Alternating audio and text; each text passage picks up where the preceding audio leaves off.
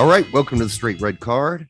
I do have a little song I have to sing for my great grandmother, Brett. And it you probably know this one. It's no, it's for Hanukkah. Hanukkah. Put on your yarmulke. Here comes Hanukkah. So much Hanukkah to celebrate Hanukkah. That wasn't too bad. Decent impersonation, sure. That's a pretty decent I did not know I was going to be able to do that. That's my Adam Sandler. Yes. So that's for my great grandma. So we had some guys that came back at us, from our last two shows. One of them was not coming. I mean, the great thing about these replies is they are so cool. They're like, you guys got this wrong, but I love your show. No, we love that. As long as you end it with, we love your show, you can fist us. All right. We're going to be okay. Even if you come at us and say you guys are wrong, that's fine. As long as you're doing it relatively civilly, or if you're doing it for banter purposes, let us know. Yeah. I mean, if you're just trying to light a fire in the conversation section, but I don't really recommend that. Just be yourself. Don't try to start a fire, We didn't start. Oh, I hate that song. Don't you dare sing that song. Worst Billy Joel song ever, or one of the worst ones, except for, what's the other one? Tell her about it. No, I'm not telling her out. I'm not telling her jack shit. Your song sucks. Hate that song. I hate that whole doo-wop phase he went through. It's just puke worthy. All right. So K-Hog said if anyone gets shorted in allocation spots, it's Oceania. Yeah, fuck them. Nah, I don't think so, K-Hog. I mean, we love you, dude, but come on, let's look at this. So you got New Zealand, right? They're not even ranked within the top 100. They're ranked 110th. And then you can only imagine it gets worse from there, right? Wait. Could you repeat the response? What do you mean? What did he say? What did he say? He said he didn't have that. Was his comment. If anyone gets shorted in allocation spots for the World Cup, it's Oceania. I'm reading that as him saying that we should take the allocation spot away from Oceania. That's not what I read. I thought that's literally what he said. Maybe he was joking. No, from what you're saying, it makes me think that if anybody's going to get shorted one. No, if anyone gets shorted, don't add a word there. If anyone gets shorted in allocation spots, it's Oceania. Yeah, he's saying Oceania. He's saying Oceania gets shorted one. Yes, they should get a full spot, is what he's saying. No, I'm reading that as we should take it away. I'm reading it as a joke. K-Hog jokes 99% of the time. I know he does, but this is not a joke. If he's saying we need to go and take the half spot away from them. That's what he's saying. What about English? Do you not understand? If anyone gets shorted in allocation spots, it's Oceania. Shorted. They're being shorted a spot. So we're saying a conference or confederation has to get shorted a spot. So if anybody gets shorted, it's Oceanic. He's saying they should have a full spot. Yes.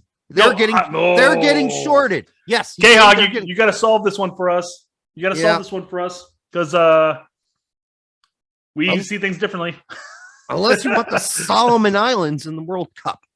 Ranked 141st. By the way, they could, in the next World Cup after this next one, with 40 teams, Solomon Islands could get in the World Cup. We could see New Caledonia, Tahiti, Fiji. I'm not saying it's a bad thing. I'm just saying all those teams are garbage. All the new spots in the new World Cup format will go to UEFA. So Oceania's not going to get any more. I don't know. I haven't looked at that for a while. So you're telling me Oceania doesn't get two full spots in a 40-team World Cup? I thought they did. Nope. UEFA is going to have 30 of those 40 spots. Oh, shut up. Now you're just making shit up. Well, of course I'm making shit up. I'm making a point to make shit up, though. All right. But that is what K-Hog said. So he can clear it up, but I'm pretty sure I interpreted what he said correctly. You have not. And prepare to eat crow. Yes. You too. I will not because I'm right. All right. So that's fine. And I don't mind eating crow. So that's fine. And then there's the guy who came at me mostly. And he's like, hey, you said Ecuador aren't any good, or you guys didn't pick Ecuador. Well, I understand that Ecuador is third in qualifying right now. But what Brett and I were trying to do is point out who generally the top 5 teams in South America are. We didn't say they're always the top 5. We didn't say they're always going to be the top 5, where they're definitely the top 5 and that's it. No, we realize that sometimes other teams qualify. And we do realize that while Brazil, Argentina, and Colombia are in the top 5 right now, that Ecuador and Peru are there as well. And Chile and Uruguay are not. So it happens, folks. So we're not saying no one was saying Ecuador wasn't in third. I know they're in third. My point was that generally, and that was our point, there are 5 really exceptional teams in South America. That's all we were saying. Let's also bring up the point, though, that the only reason we brought up a general 5 for the most part was to point out that we can name 5 teams that are consistently in the World Cup and they're not scrub teams. No, the fact that they're not, that those 5 aren't always in the top 5 just proves our point when it comes to that argument of the crappy North American and South American teams that are in the World Cup. Nobody said that going to Bolivia and playing there in the high fucking altitude isn't difficult. Of course it's difficult. It's been difficult for Argentina and Brazil. We get it. We know these things. You don't have to tell us that. We get it. And I mean, I think people took a lot of those comments completely way off base, because you guys can continue to tell us that and we'll agree with you, but that wasn't really our point. That wasn't our point. And then the guy said, because I said Peru hasn't been very good for a long time. Well, I'm sorry. They haven't been good for a very long time. They were excellent in the 70s when they had Tefilo Cubias. They were amazing. He was the Pele of Peru or whatever. I mean, I lived through the 70s. I remember how good that team was. And in fact, they were so good, they went to the quarters in 1970. They finished 8th in 1978. And then in 82, they finished 20th, and then they didn't qualify from 1986 to 2014. And so just because they qualified in 2018, now I'm supposed to say they're in the top 5. The only reason we mentioned top 5 is because that was those are the best 5 teams in South America, usually, generally, not every year, not every goddamn Christmas, not every decade. No, Peru was a very good team once in the 70s. They were not only a good team, they were excellent. So I just want to clear that up, because I feel like people think we didn't do our research. No, we knew those things. But we weren't ready to go into all the details and flip-flopping around that's gone on in South America. We realize that, but that's not what you missed the point of what we were trying to say. That's all. And Derek, I didn't want to interrupt you during that spiel. Is that a spiel or a rant? Yes. But are you saying that the Peruvian Pele was better than the American Pele? Yes, he was. First of all, we mislabeled our Pele. Well, womp womp. And but I mean, if you don't know who Teofilo Cubias is, look him up on YouTube and just watch his highlights. Dude's fucking amazing. Center attacking midfielder. And those old uniforms that Peru used to wear, and they still wear them, I think, sometimes, with the sash, the red sash. Oh, so cool during the 70s. I like the team. Cool when the US did it. Yeah, we didn't do it the same way. We had the blue with the white sash. It looked wasn't a big sash person there. Yeah, but I love the Peruvian sash. Now, Ecuador, again, just to clarify, when we said they're generally not one of the top 5 teams, there was a reason for that, okay? Because they haven't been very good, like, consistently until, like, they didn't qualify in 2010. They didn't qualify in 2018. They did not qualify between 1962 and 1998, all right?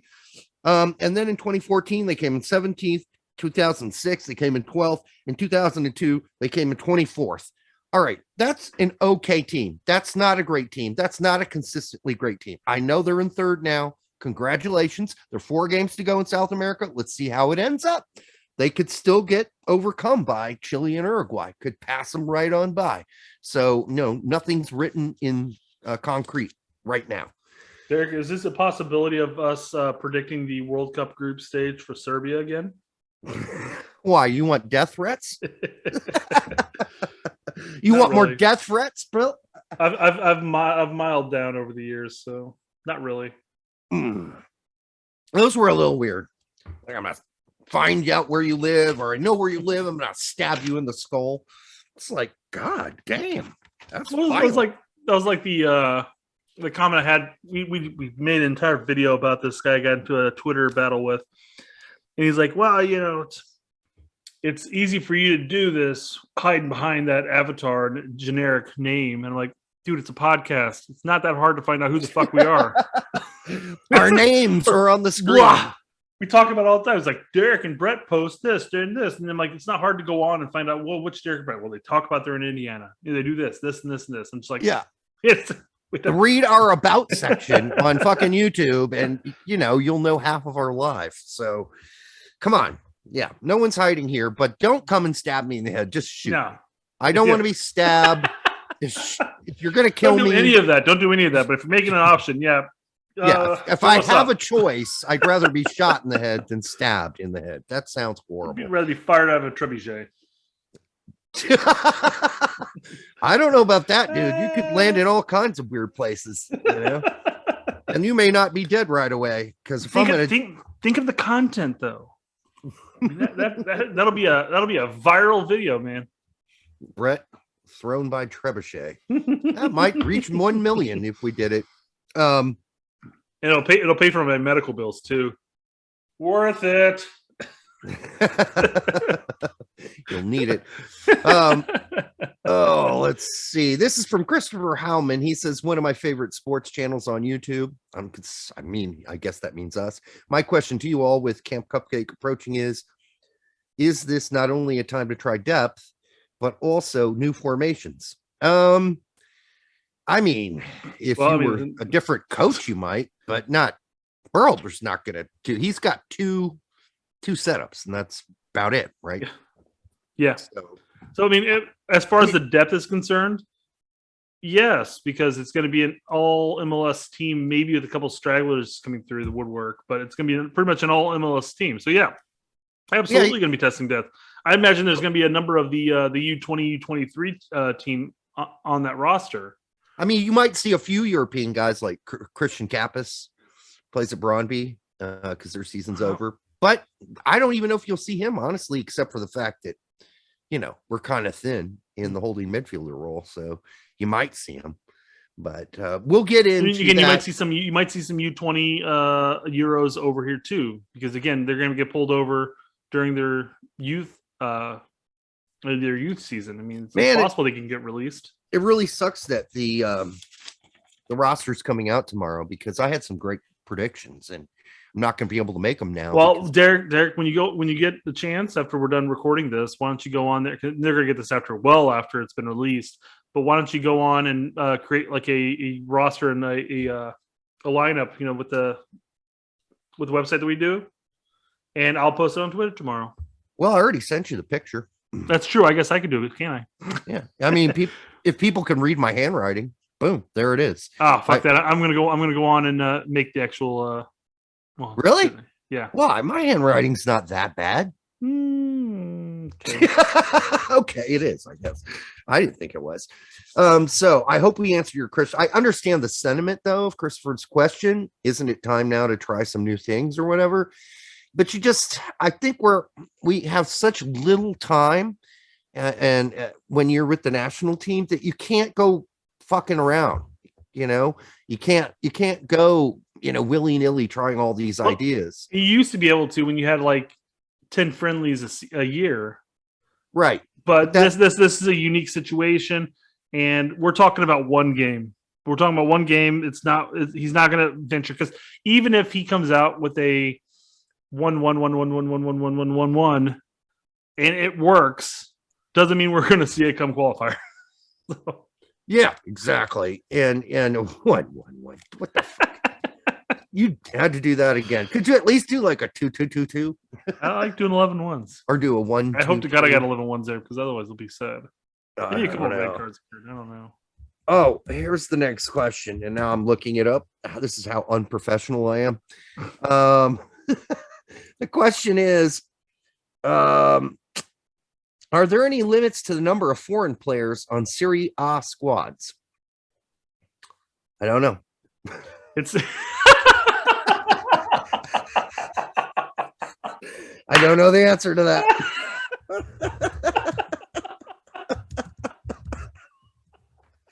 I'm gonna look it up. damn, dude. Seriously, that was great. Oh man. So Okay. I will say I also don't know if there's a limit on the number of roster spots available. I do know in Italy there are a number of foreign players that they can sign on a window.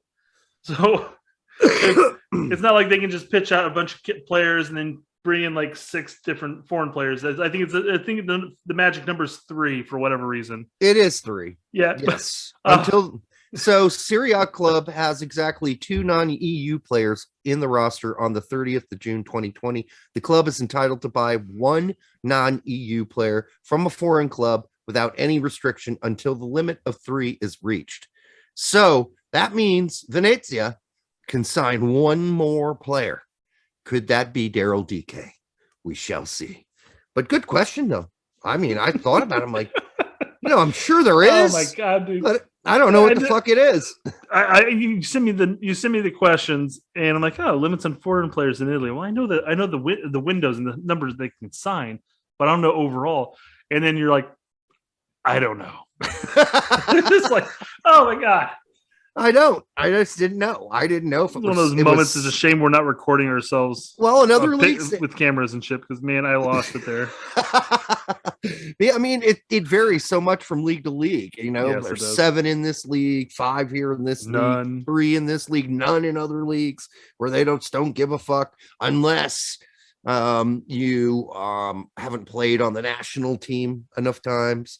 There's a percentage in England, for instance, that you have to play on your national team if you're a non-EU person to get a working pass permit to play in England. So yeah, and that's why Soto's in Porto. Yeah. Does Germany have a limit? Because they always seem to be bringing foreign players, but then again, they also have a robust youth program that they bring players through also. So I don't know if there is and there isn't. Maybe they just don't care, but most German teams still just bring in a lot of their youth players too. Now, there is no limit to non-UEFA foreign players in the Bundesliga. That's what I thought. Yeah. But they must employ at least 8 players who have come through German academies. So that's the rule. And at least 4 of those have to come through the own club's academy. So like they have to be coming from your academy. So in other words, you can't bring in a player like, let's say Pulisic to Dortmund. He played. Did he play? I don't even know if he played for the youth teams at all. Yeah, he did. Did he? Okay. Oh yeah. So would that have counted as a come through the academy? Yes. Thing? Okay. I think it would have. I think that's why almost every time you see a player go overseas, they dump him in the U19 academy right away in Germany, and they play him even if they're really good, they play him for a couple games there, then they move them up to the 2 team because that doesn't count as an academy. So they always dump them in the I believe Pulisic played a number of games at the U19 level.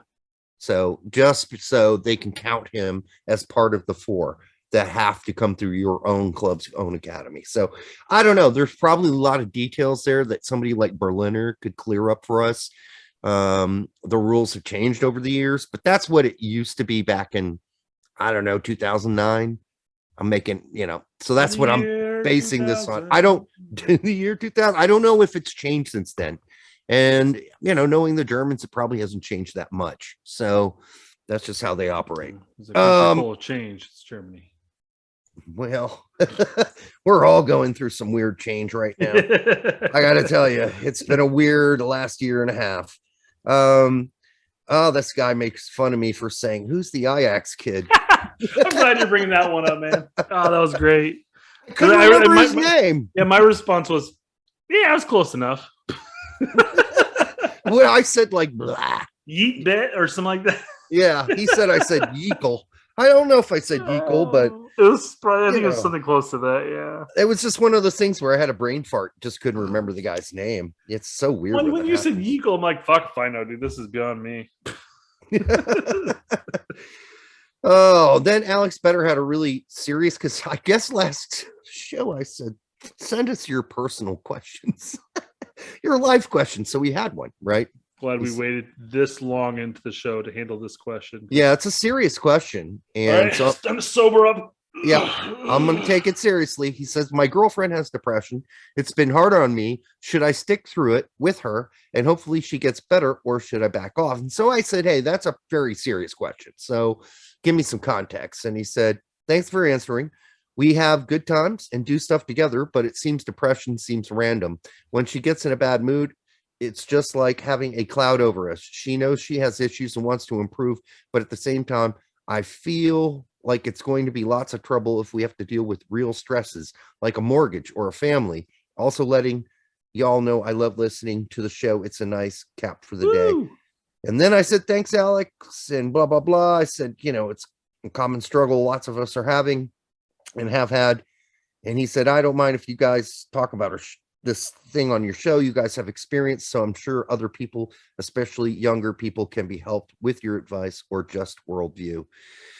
It's a tough question because when you are living with someone who has depression issues, or let's say alcohol and depression issues, you do have to gauge at some point to what effect is it having on your life.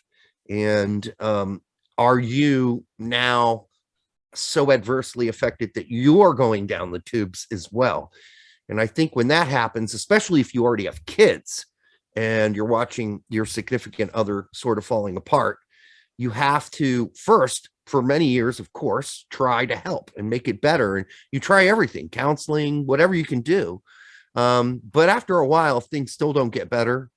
And you're noticing it's affecting everybody in your whole life, and things are crumbling around you, and that person refuses to get help or is not even interested in getting help. That's when it's critically bad. When that person says, I don't have a problem, or this is not true. I do not have a drinking problem. I'm not a depression. Do not have a depression problem.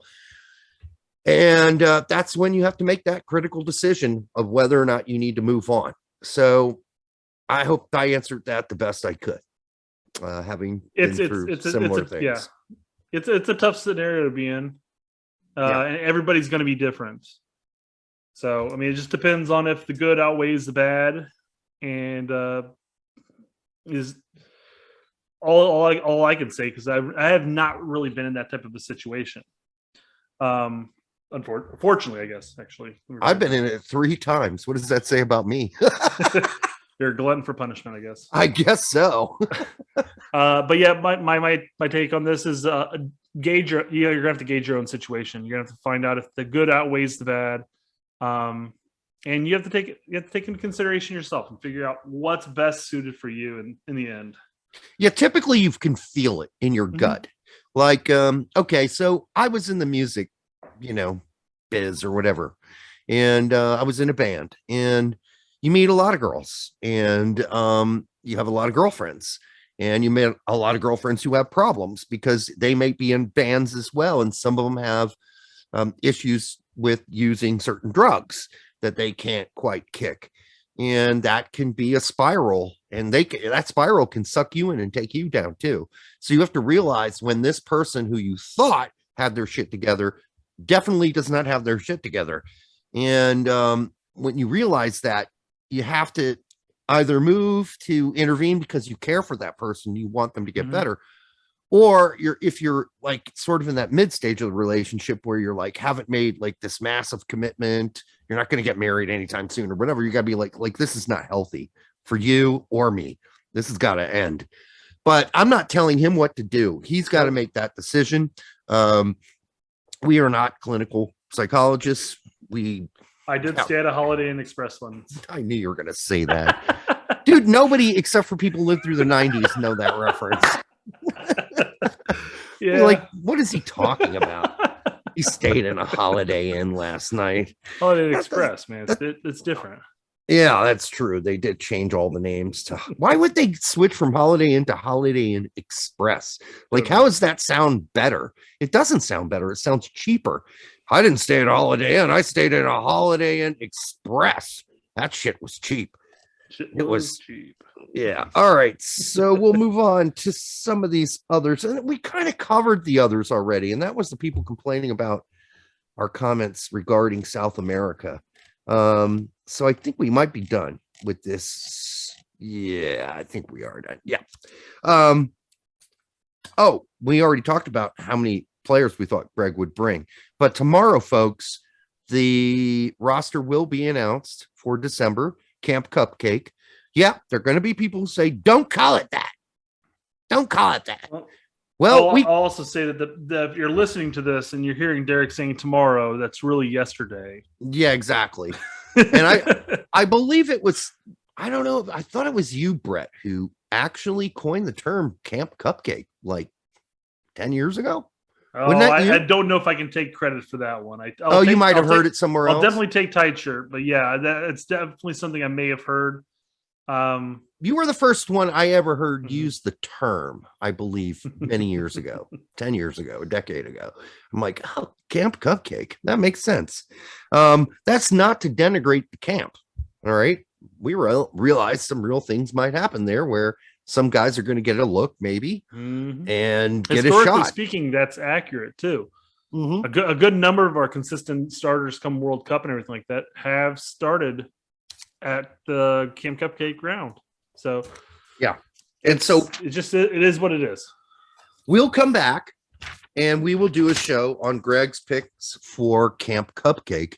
Yep. But I do want to thank everybody for hanging in there during that time where you probably weren't getting notifications that our show was on. We're back to getting at least 1,000 every show, which is good. But I mean, we were up to 2,000 not long ago. So hopefully we can get back there. So keep commenting, keep liking, subscribing, because that's going to help. And I think we just bounced to 1.66. So that's good because we were stuck at 165 through that whole that week was thing. Crazy, barely scraping 600 views, no subs. It was like, what the hell happened? We went from like just rising, and all of a sudden yeah, I mean again, it could have been because I said the C word, but I'm not sure. We were in YouTube timeout is what we were in. I think we may have been, but we didn't know it because they didn't send us anything. So, but they did definitely suppress our show. They were like, yeah, you guys get suppressed for a while, eat it and like it. And, I'm still seeing a lot more of the ESPN FC shows I never watch on my, like the Gabe Marcotti shows. Not that I don't like Gabe Marcotti and the French dude. I like the French dude a lot, actually. Don't like Gabe as much, but they have their show. I never watch it, but it keeps getting recommended to me. Why? And Kay Golazo is up my butt, man. They're fucking recommending that show every 30 seconds on my feed. So it's a show I watch on occasion. I certainly watch a lot more Soccer OG guy, but his show's dead. Like it never comes up on my feed anymore. And his views are way down. I think that's crap. I think that's garbage. I hope that gets fixed. We need to get Max on here and have like a podcast for Misfit Toys. Yeah, we should. Something like that. Something weird like that. We're going to have Max on. We're going to do something weird with him for sure. And I'm not talking about something weird sexually. I know exactly. You read my mind there. I know exactly where your brain's going, Brett. Come on. Not that kind of weird. Totally gonna get weird with him, man. We're not gonna have like iguanas lick peanut butter off our privates, so that's not happening. All right. On that note, until the next time on the Straight Red Card, we'll be back soon with the review of Gregg's hopefully very large roster. Large roster. Bye-bye.